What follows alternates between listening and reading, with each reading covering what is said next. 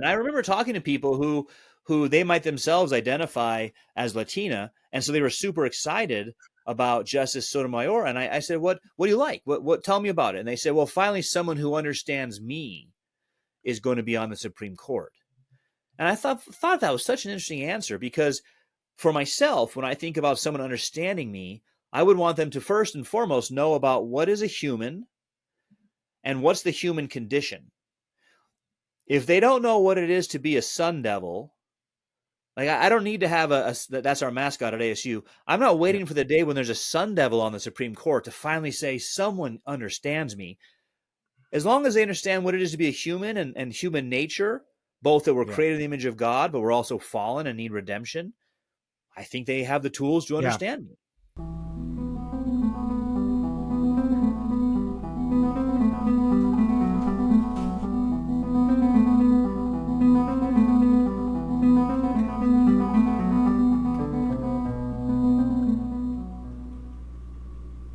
Okay, everyone, welcome again to the Kirkwood Center podcast for Theology and Ethics. My name is Anthony Costello, and today I am joined on the podcast with Vice President of the Kirkwood Center, Lenny Esposito. Good morning. And Dr. Owen Anderson of Arizona State University. And, I'll say this, Stephen Meyer was on Piers Morgan recently. I don't know if you guys saw that. Yeah.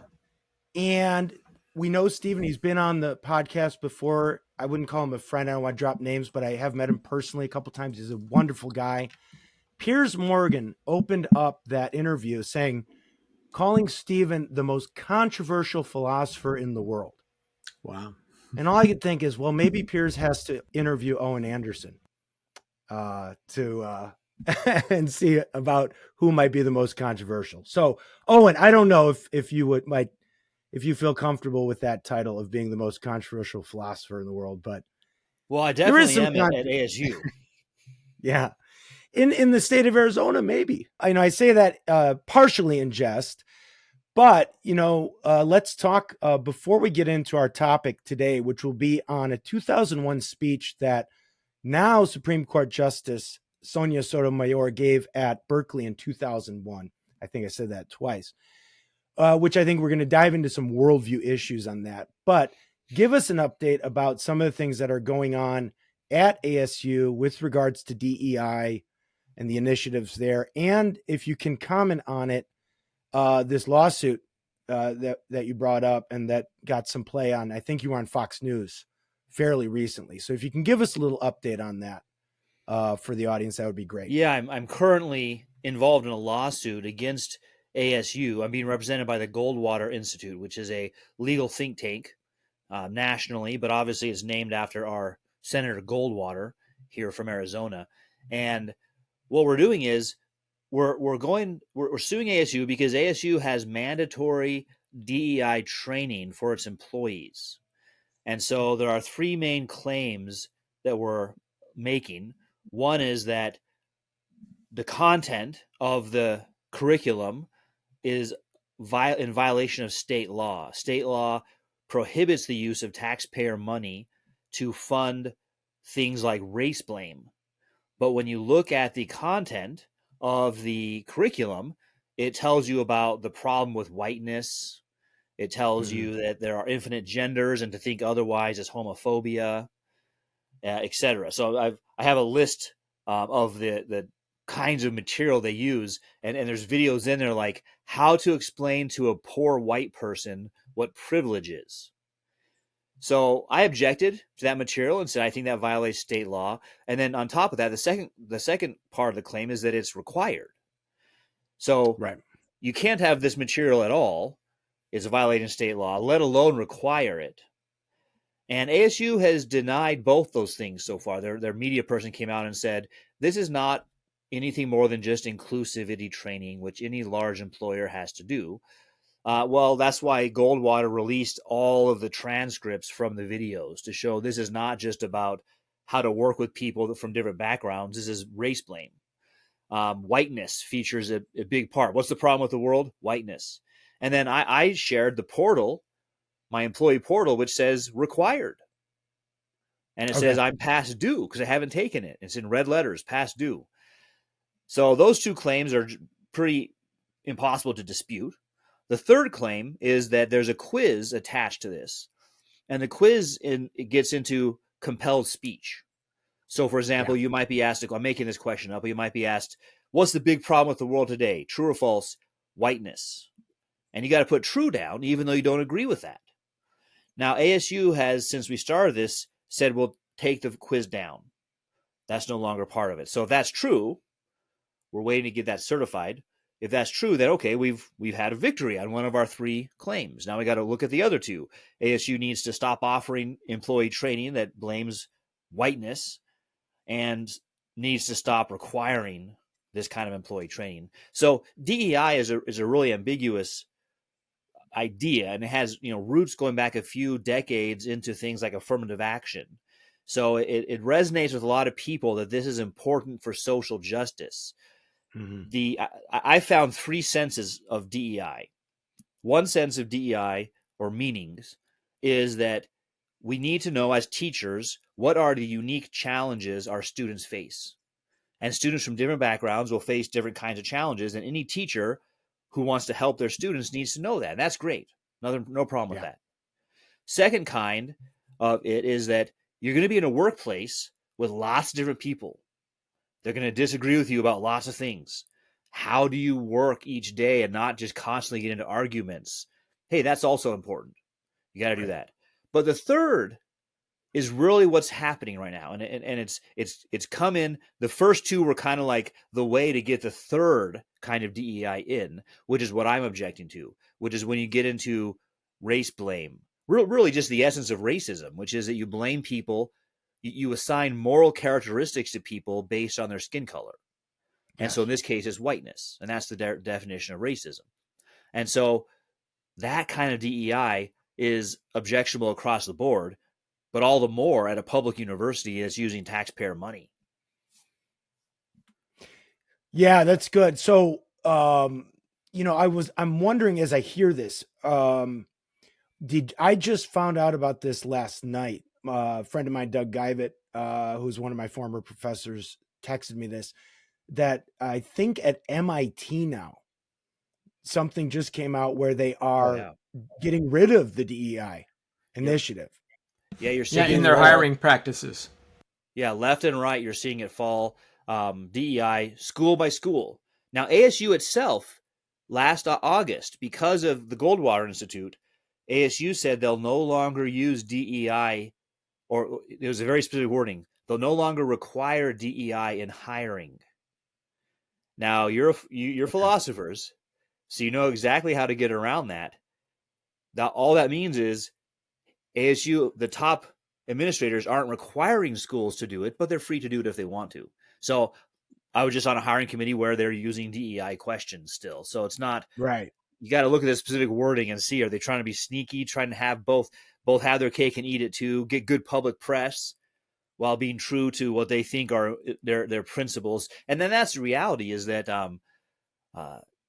99% of the faculty at a school like ASU think this is the DEI, the third meaning I mentioned, is the main way to push social justice. Right. So if you're an administrator, you don't want your faculty rebelling. So you can have one guy like Anderson talking. Well, who cares? One guy. You've got to make sure that the 99% of the faculty don't get upset with you. Yeah, and that's that, universities is, kind of as political activists, so generating machines. That's what it has become. Idea, which obviously on the coasts, the coastal universities are the most representative of that. And now we see, sort of, I don't know if this is the snake eating its tail, but look now at what is actually being advocated for on the main culprits of, the ones who've been pushing the active universities as activist campus places for the last 30 years. Now you're all the way to, Palestinians are poor and Gazans, I should say, are poor and unsuccessful. Israel is successful Israel is economically powerful, militarily powerful. Therefore, the Gazans must be purely innocent. You get the cult of the victim kind of mindset. And now you have not just pro-Gazan, but pro-Hamas rhetoric across the campuses on the East and the West Coast, and probably everywhere in between. Actually, on that note, have you seen anything on ASU? We had an attempt to set up a pro-Palestinian encampment last week, and ASU's administration, I guess there's a rule at ASU, no one can spend the night. After 11 p.m., you got to get off campus. So that's just a rule across the board. So they use that rule to say, you guys can protest till 11 p.m., but after that, we're going to clear out the encampment, and they had the police come in and do that. I wonder if that's harder at a place like Columbia or UCLA, where they're more in a big city, and their campus is more like people come to their campus for lots of reasons. I don't know if Columbia has that kind of law that says at 11 p.m. we're shut down. Right. Probably not. I mean, given that I was up to UCLA recently because a good friend of mine runs the Jews for Jesus headquarters right across from the campus. And I was texting him like, how are you guys doing up there? He was like, good. We're going to go over and evangelize with some other Christian groups. So I'm like, okay. Owen, one other thing that I'm thinking about in these moves, like MIT's move, they specifically also said that they are eliminating DEI requirements in hiring practices, but that doesn't necessarily mean that they're removing DEI requirements in continued employment. Right. I mean, that's a really, and which is kind of the center of what you're focused on. So for them, all it means is, well, we can't catch them beforehand. We have to catch them after we've hired them. Yeah, you don't know. And the truth, like I said, the truth is that most professors believe this. This is the need for social justice, and they don't realize. I mean, they don't realize that it is racism, and I'm puzzled about that because these are people who are educated. They've got their PhDs. They write articles and books, and they debate things. But what I've noticed, and I think something I've told potential students and parents to do, is look at a potential professor's social media. And you'll find them committing all the standard informal fallacies against their opponents, which generally happens to be Trump, that anybody who's untrained makes. So it's like on social media, they stop following the advice they'd give to their own students. And one way it stood out to me was a letter that our honors professors wrote a year and a half ago about why Dennis Prager and Charlie Kirk and Robert Kiyosaki should not be allowed to speak on our campus. And the letter said that they shouldn't be allowed to speak because they're white nationalist bigots. So this is Robert Kiyosaki, Japanese American, Vietnam vet. Dennis Prager, well known for his religious Judaism. They're white nationalists. And then they gave evidence, and their evidence was all from Media Matters, which is a far left-wing media unit. So think about if a student had turned that paper in to one of their classes and they only cited Fox News, that student would have failed their class. But they give themselves a pass. And why is that? And the best I can think of is really Christianity explains it. And it's a hard word, but it's hypocrisy. That's the word that explains what's going on. They see racism as a problem in other people, but they've given themselves a pass and they've fostered hatred in their own heart and racism against others. But they've justified it in their mind by saying, well, I only have racism against people who are hurting me. Well, it's still hatred in your heart. You're still hating your neighbor. You're still developing racism. And so I'm always somewhat stunned by that. Maybe I shouldn't be, though. The thing is, I shouldn't be stunned, but because of what Christianity teaches us, I should say, oh, that's just normal. But because I've been trained in our culture to think people are consistent, smart people who have PhDs will be consistent. It's like, no, they have the same problems as the rest of us. Let me ask you this, because one of the things that I've noticed, especially that's prevalent among many academics, is there seems to be a little bit of an arrogance, a little bit of a conceit about knowledge being a differentiator. So I always use this example. You turn on like the Discovery Channel, and you have the sociologist who's gone and embedded himself with some Amazonian tribe, right?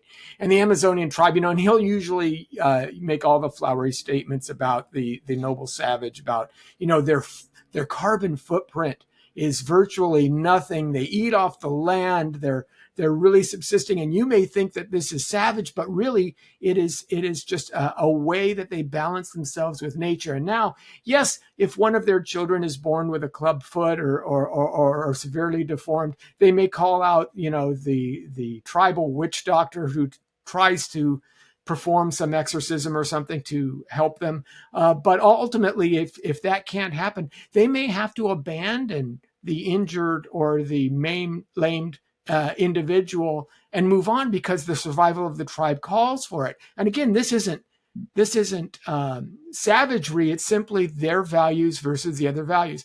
And they make these kinds of statements. However, if that sociologist who's embedded with that tribe gets malaria or gets bitten by a poisonous snake or something like that, he's running to the first Western hospital he can find. He's never calling the witch doctor of the tribe to come and help him.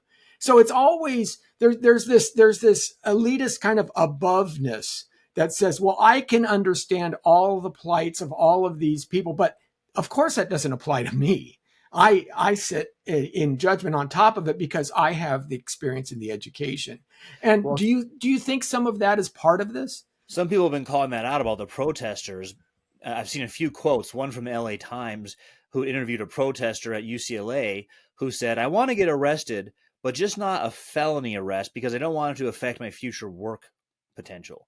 So it's like, yeah, I care about genocide, but not too much. In other words, if you really believe this is genocide, who cares about a felony arrest? That's nothing.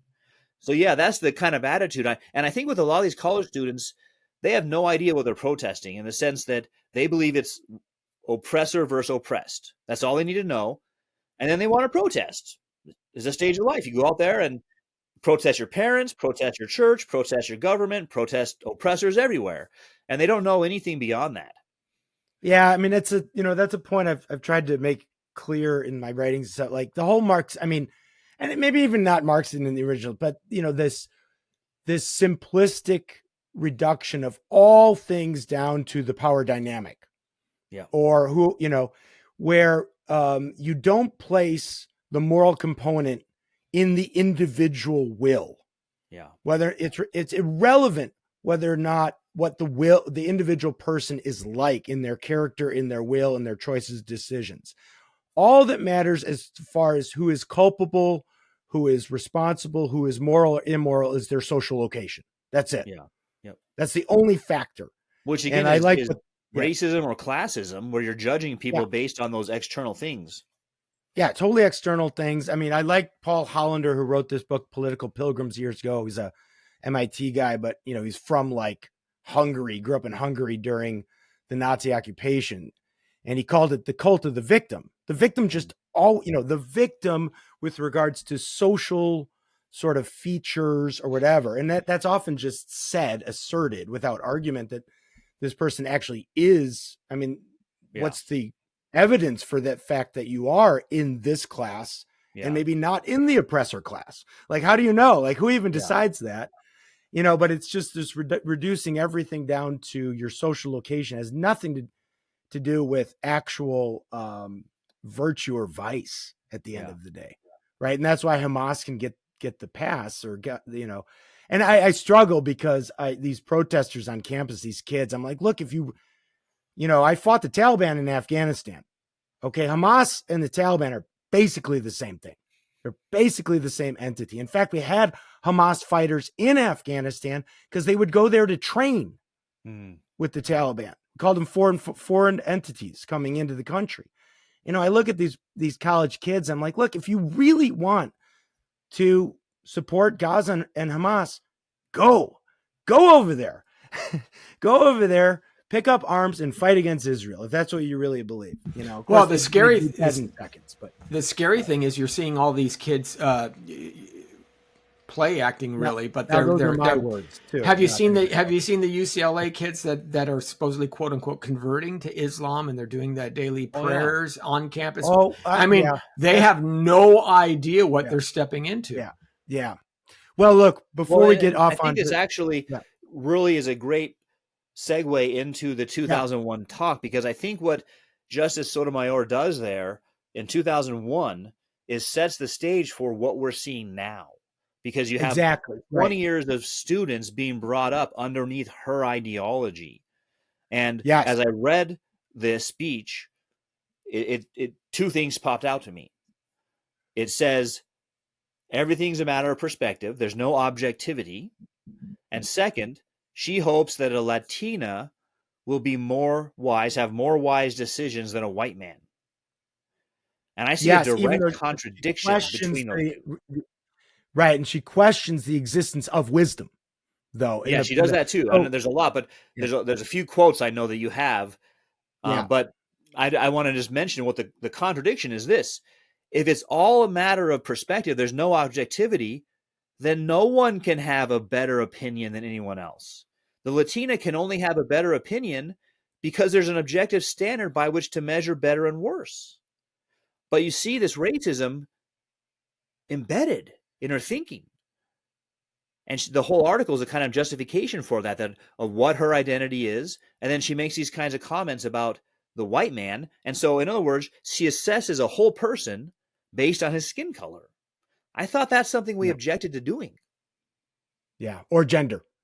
Yeah. Yeah. So let me just, again, I'll put the framework on this. So we're moving now. A lot of what we're seeing on the campuses, in the universities, in the protests, is a result of this kind of thinking that we see articulated by now Supreme Court Justice Sonia Sotomayor in a 2001 speech, October 26th, I think, 2001 speech. People can get it online. It's free. Read it. It's short.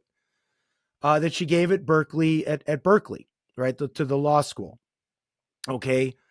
And the first kind of point that she makes, one of the first points she makes in this is, I thought was interesting. She defines herself by her chosen ethnic identity, right? And she says that ethnic identities are something we choose, and we do so in virtue of our practices and behaviors.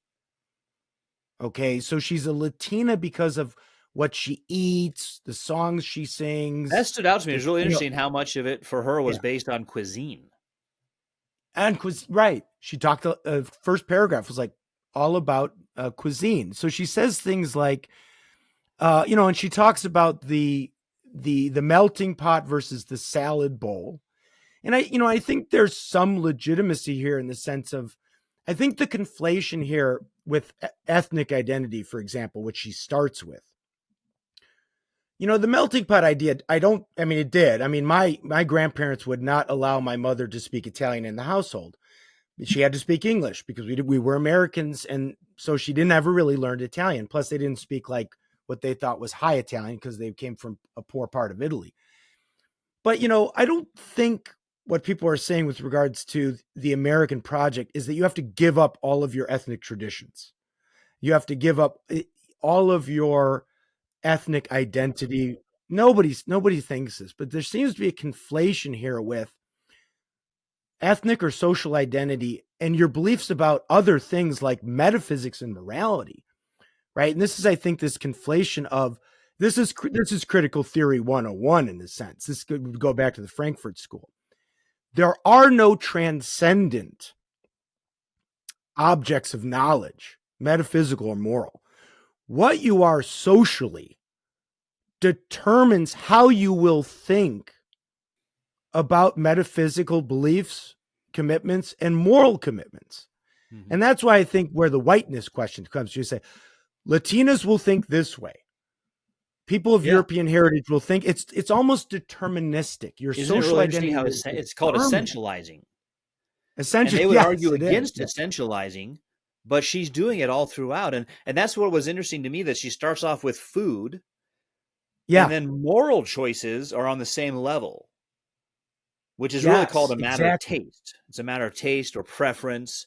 And then morality is just that. And so that's why there's really nothing objective, because we would recognize it in matters of cuisine. There's not really an objective standard. I'm not sure that's entirely true. There may be some objective things about nutrition. Right. But overall, we say, sure, if you want to put pineapple on your pizza, do it. That's why we have a store Well, there is called an that Baskin and is Robbins. objectively false, but Yeah. okay. Well, we have As Baskin a and good Robbins, 31 yeah, flavors of ice cream. flavor. You can pick Right. whichever one you want.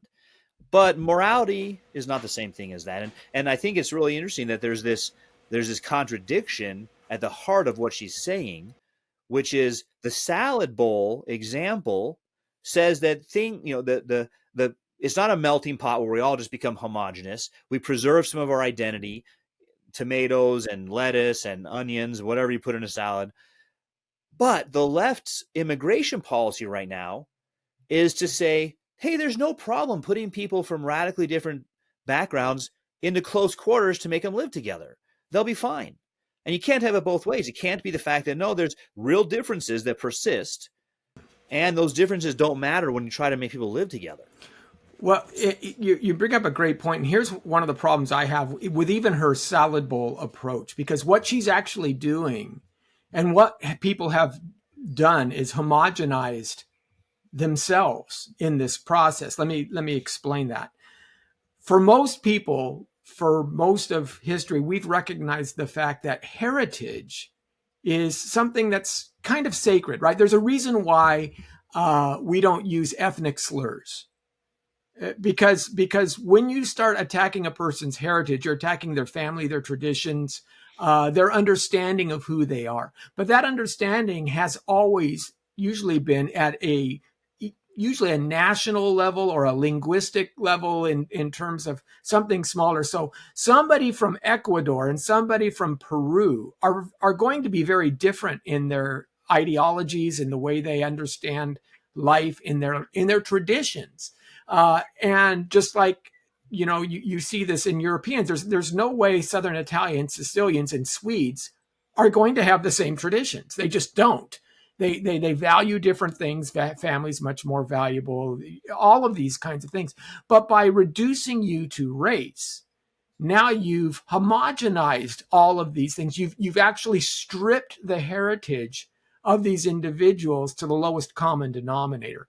Now, I understand why race became an issue. And the reason race became an issue is because when the civil rights movement started to develop and when Black pride started to try and gain footholds, slavery had caused such a disarray that you couldn't define whether you were Swahili or from the Democratic Republic of Congo or Sierra Leone, or you just had no idea. So all you could do was relate to individuals by your race.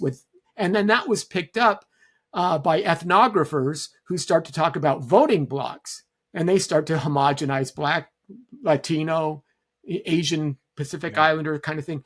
And so you get these blends that are coming on. But what you're doing is you're actually ripping the heritage away from people and saying that because you're a certain skin color, you must all be alike. And I think that's a good point. As criminal as using ethnic slurs. So yeah, it became a way of categorizing people.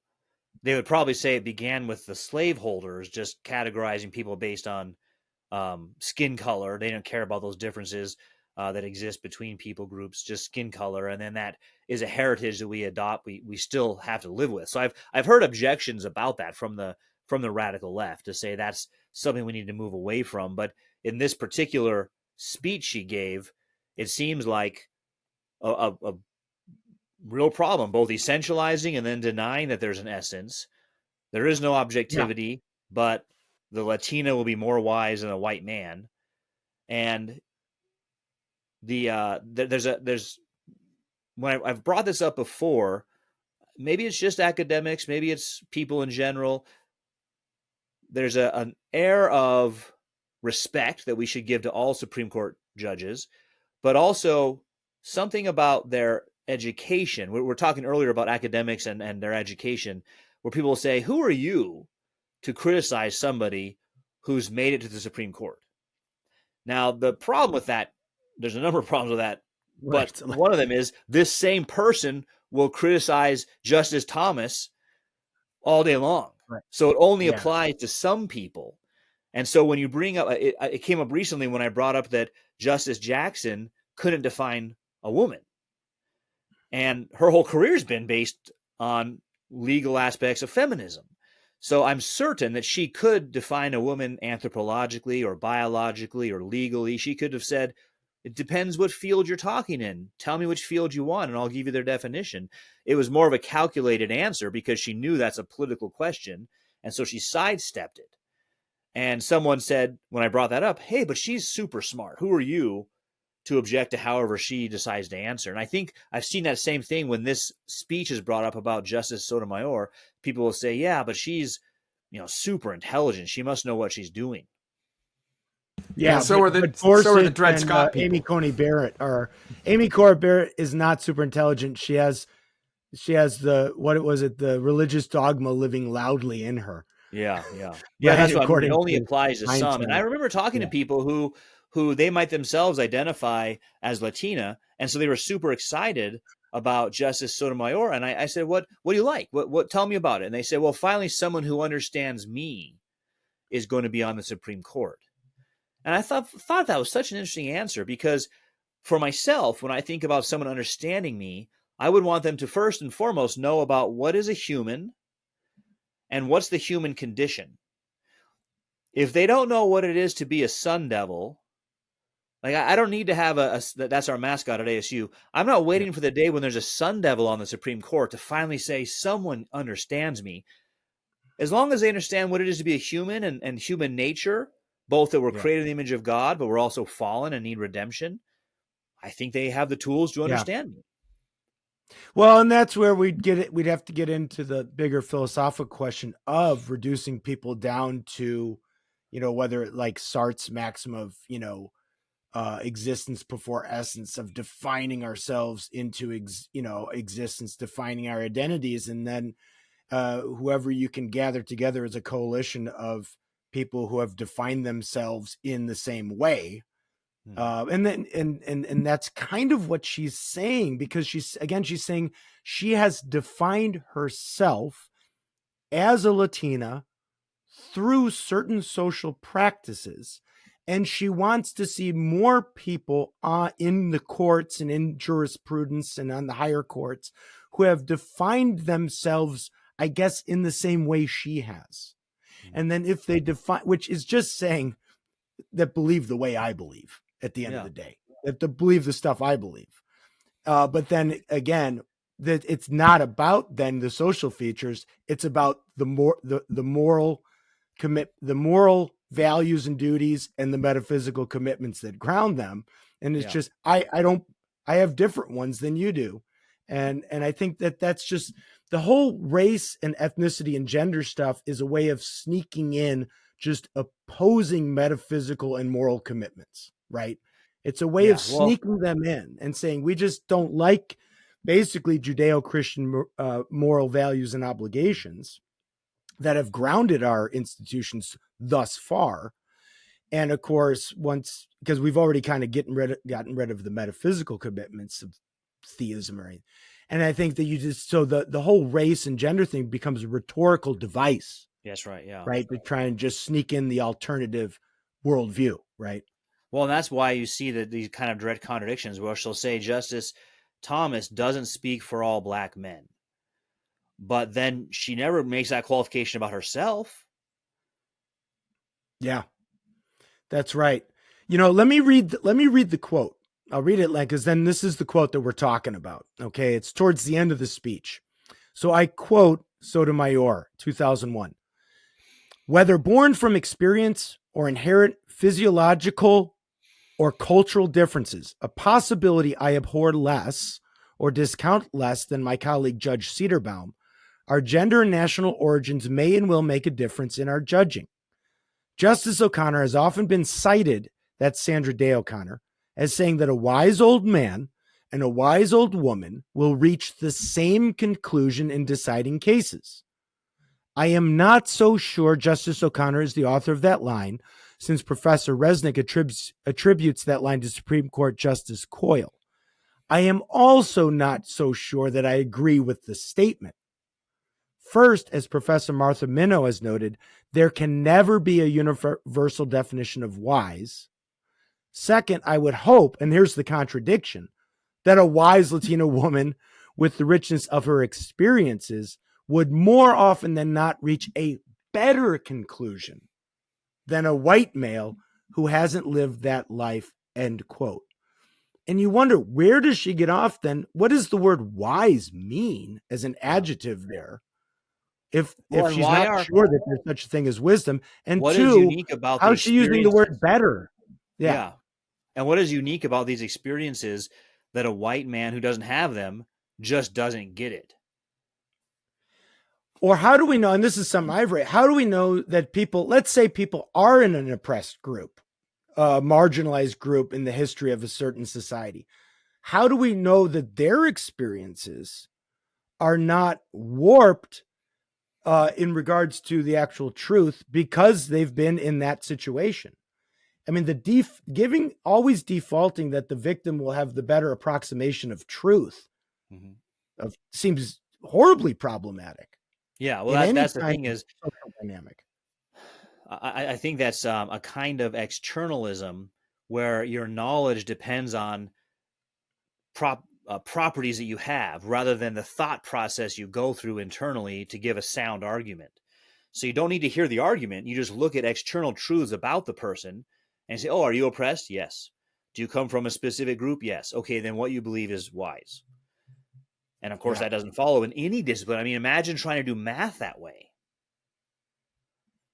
And I think that's why the Sandra Day O'Connor quote is good. Yeah. We would hope that a person, no matter what other things are true about them, man or woman, they both come to conclude 4 is the answer to 2 + 2. Right. Why isn't justice like that? And that's the weird contradiction is I think that on one hand, she'd want to say it is. On the other hand, her beliefs undermine that. Yeah, she does go back and forth in the speech, sort of like she calls wisdom an aspiration, or impartiality, right? She says impartiality or neutrality is an aspiration, but then she qualifies it again to almost sort of explain it away. She also says that she also makes this claim about there, and this is what I wrote about in an article I wrote in 2001 for the Journal of Christian Legal Thought, where again, she downgrades logic and reasoning to things that different people in different social settings will produce different logics and reasoning. And that's a common theme in critical theory, right? There isn't reason. We don't want to reify reason. There's multiple reasonings and there's multiple logics. And what determines reason and logic is whether you're bourgeois or, your social setting, your social features, right? A society like this is untenable for the long run. It's just untenable. Well, and because you think that going back to the salad bowl or the melting pot, when peoples come together, they have to find common ground. They can't just live out of their particularity. And that's true if you're talking about siblings, roommates, married people. Keep going, bigger and bigger groups. You've got to come together because really the differentiation, the nominalism goes all the way down to the individual, right? You could say these two groups are different, but within each group, there's differences. And within that subgroup, there's differences. And really, there's these individuals. And then the individual also has differences. There was 14-year-old me, and there's 39-year-old me. Am I getting away with that? You guys lucky with 39? Right. All right. Add 10 more years to that last number. But so it's sort of like, well, what is common between all of us? And that's where I think a big mistake is made, which you already hinted at here, in confusing reason as a noun with reason as a verb. And they'll correctly say, well, people reason as a verb differently. Yes, they do. That's why we have logic class, because not all reasoning is sound. And then they'll turn it into something. Oh, so you're saying this people group doesn't? No, I'm not saying that at all, because the people group's made up of lots of people thinking. They may have some sound arguments and some unsound arguments. And so you've got to learn how to put these things together so your premises actually entail your conclusion.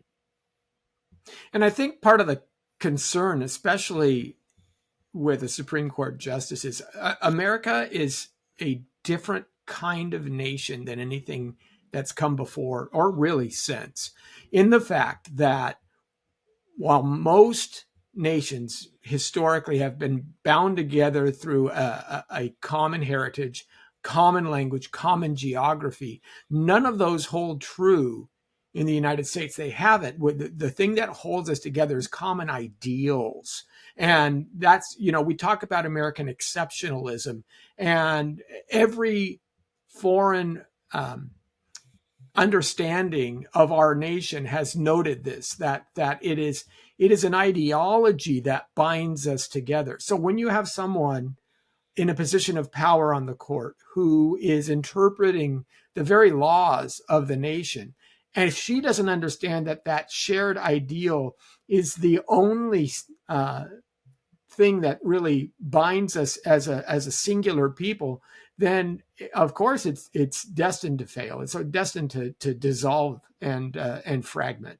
So Well, I have a book on. this is why you can't have diversity alone as your ultimate ideal. Yeah. You need they'll something praise that diversity unifies. as brings all these different beautiful aspects of human nature together, right? But there's something called human nature, which is what we all share in common, right? So we don't mean diversity to extend to the lions and the giraffes. We keep diversity among humans. We don't extend voting rights to non-humans. So there's still something that unites us. And I have a book about the Declaration of Independence and God. And in that book, I point out how, the fundamental creed is stated of America is stated in the Declaration of Independence. And it includes, everyone jumps to the equal part. All men are created equal. But you skipped over a key word, created. And I think that this idea that God, the creator, made us, and that's where we get our rights, is what's really under attack for some other version of that, whether it's a straight Marxism. Nature and nature's God, as it says. Yeah. So that's really what bound Americans together, is that belief. And the reason why we could say, hey, America, you're not being consistent in slavery or civil rights, is because we have this creed that says we're all created equal. Right. And I think just quickly, I think the Constitution references the Declaration in the preamble, where it says, to secure the blessings of liberty to ourselves and our posterity. That phrase right there, the fact that they invoke blessings, they're invoking blessings from nature's God. So a lot of people will criticize, well, the Constitution doesn't have God in it. I think it does. The Constitution is a how-to document. The Declaration is a why we do it document. But the how-to, it has to rely upon the set statements and standards that the Declaration has outlined. Well, it allows for an appeal to the transcendent, which is what you need if you're going to have any unity, right? So I'll read the one thing I would say is, like, she makes a point about personal experience or perception. And I think there's some validity in the idea that personal experience, of course, and perception is going to inform our interpretation of any text, let alone a legal text or the law. And there is a sense in which you have a diversity of perspectives grounded in different experiences is going to be helpful and useful to any kind of corporate project. Right. Even the military, we, think of like a mission. You need a diversity of perspectives that often are born out of different kinds of experiences. So let me read this quote, because I think there's an issue here, though, where she throws out, again, the baby with the bathwater. She says, quote, while recognizing the potential effect of individual experiences on perception, Judge Cedarbaum, and she's referencing this other judge, nevertheless believes that judges must transcend their personal sympathies and prejudices and aspire to achieve a greater degree of fairness and integrity based on the reason of law. Now, this judge, end quote. Now, this Judge Cedarbaum seems to be making the right kind of wise move, saying, yes, there's individual experiences that will shape our interpretation of the law, but we have to transcend those because the law is transcendent in a sense, right? We have to recognize the law. Now we're not going to get off onto Plato here. That'll be for another time, Owen. But then my Sotomayor continues. Oh, she says, although I agree with and attempt to work toward Judge Cedarbaum's aspiration, I wonder whether achieving that goal is possible in all or even most cases. And I wonder whether ignoring our differences as women or men of color, we do a disservice both to law and society, end quote. And here what I say is, this is the Supreme Court Justice. What she's saying is, yeah, it'd be nice. I think Judge Cedarbaum is sort of right. We have to transcend personal experience and sympathies because the law is more than that. But then she backs off and she kind of just says, no, seems to say like, no, the law is just our personal interpretations and sympathies. Yeah, I don't think she really has a coherent system worked out. And this sort of thinking does not lead towards trying to make a coherent system because it's all just personal perspective. So I think you're right to say our experiences affect the way we interpret things. But I would add, an interpretation is not the end, the final state. We have to evaluate each interpretation to see if it's coherent or not. So in the case of a mission, I think a mission is a good example because you have a goal. Let's take that base. And then you have different perspectives on how to best do that. Well, we should come around this side, or maybe we can go through a tunnel. But if one of the perspectives is, hey, maybe we should actually attack our own base. You rule that, hey, no, we have a goal. We're not doubting the goal, which is take the base. We're not going to problematize everything. Just within our goal, we have different perspectives. And so applying that now to law, you've lost the goal of law. You've lost the goal of human nature. You've lost the goal of human society. And it's all just perspectives. And that's right. And again, back to the campus protests. Who's to say that pro-Hamas protesters, it's just another perspective? Right. That's why it's just deeply skeptical view of the world. Yeah. And I had an article out just 2 weeks ago in the journal Laws, which I identified that skepticism as the problem that's leading to these campus issues. Skepticism specifically about what sometimes they call the big questions. I call them the basic questions. Skepticism about God, about human nature, about what is good. Your professors aren't telling you what those are. And I tell people, if you are paying $60,000 for a degree and your professor can't even tell you what is good, you need to rethink that. Or they could, and they're just not doing it, which is almost even worse. Yeah. Right. Yeah. They'll say something like, here's what I think is good, but I'll tell you what, I'm not paying $60,000 to hear what you think is good. I want to know what is the good. Well, that's right. And I got to say, I find that attitude in Christian schools and seminaries and in the church, as if we cannot give answers. Like, what is this qualifying everything we say?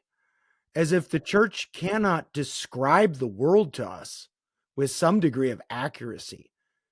It's a defeatist sort of just skeptical. It always reminds me of we still have to have a dialogue. We still have to think about this, because it could always be problematized. I was just reading in the Cambridge Critical Theory, Adorno and Horkheimer are dialectical. As soon as you come to an answer, you have to critique it. I mean, that can run deep in Western philosophy to Socrates. Socrates, his quest to become wise requires that he thought you can become wise. But in the actual dialogues, he generally doesn't come to know anything. All he does is he shows the other guy doesn't know anything. And so I think that it'd be hard. Western philosophy has that contradiction built into it. And I think that's a big problem. And I think there are philosophers in the West who have solved it. I put Augustine up there. But the skeptics can point to that long tradition and say, yeah, but I'm just Socrates. I just don't know. It's the I don't know dialectic, anything. endless dialectic, right? I saw you guys might not remember the TV show Hogan's Heroes. Oh, but yeah. I saw a meme that said, if Socrates is white, if Socrates is right, here is the wisest man. And it had Sergeant Schultz saying, I know nothing. Yeah. Well, and that is true, and you're right that the critical theorists can always point back to the undecided, the undecidedness. It always reminds me of the Episcopalian ghost in chapter 5 of The Great Divorce, who's always wanting the free winds of inquiry to blow through his mind, but doesn't want to be in heaven with God. He just doesn't want to see reality. He wants to just think about the possibility of the real or something like this. Yeah, there's a character that Pilgrim meets in Pilgrim's Progress like that, who just wants to debate theology and he knows a ton about theology, but doesn't actually live anything out and doesn't ever take a position. He can tell you what everyone thinks, but doesn't take a view of his own. And so I think that there's that danger, and our current academy is built on academic skepticism about these big issues. And I think that's one of the reasons why being an activist is so important to these professors and their students, because academic skepticism is very unfulfilling. And we have a deep need in us to affirm both that the world is broken and that we should do something about it. Academic skepticism doesn't really get you very far down that road. And so they've rejected the Christian answer. So they glom on to something else, which is this oppressor-oppressed narrative, to make them feel like their life is contributing. And one way that's relatable, but another way it's really sad. Purpose-driven life. Yeah. It's the purpose-driven life for the secular skeptic. Yeah, and it's very sad in one sense because of how poorly thought through it is. Yeah. I think you made that point in our last podcast as well. It's a good point to make. And I think that it drives people. You need purpose in life. You're going to do something. You're going to glom onto something that's going to make you feel like you're doing something important and that you're a good person, that you're virtuous. Yeah, exactly. And that's why we can critique their view, but we all know that it won't be enough to do that. We have to replace it with something better. Yeah. Because at the end of the day, they'll say, sure, maybe my view's incoherent, but it's all I've got. Yeah. Well, let's move. I want to move with the last few minutes here into the true object of our knowledge, the scriptures, the Holy Bible, and what it says about judging and judging correctly, and what is the one criteria needed for judges or magistrates. And I'm reading from Deuteronomy 16, is verse 18 through 20. I'll quote here. You shall appoint magistrates and officials for your tribes in all the settlements that the Lord your God is giving you, and they shall govern the people with due justice.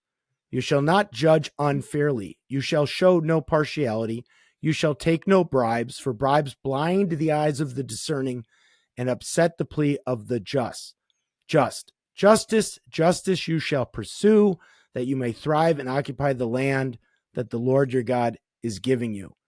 And Jeffrey Teague, in his commentary on Deuteronomy, puts it this way. He says, the description of the judges as discerning in verse 19 and the qualifications listed in Deuteronomy 1:13 indicated that the judges should be chosen for their wisdom.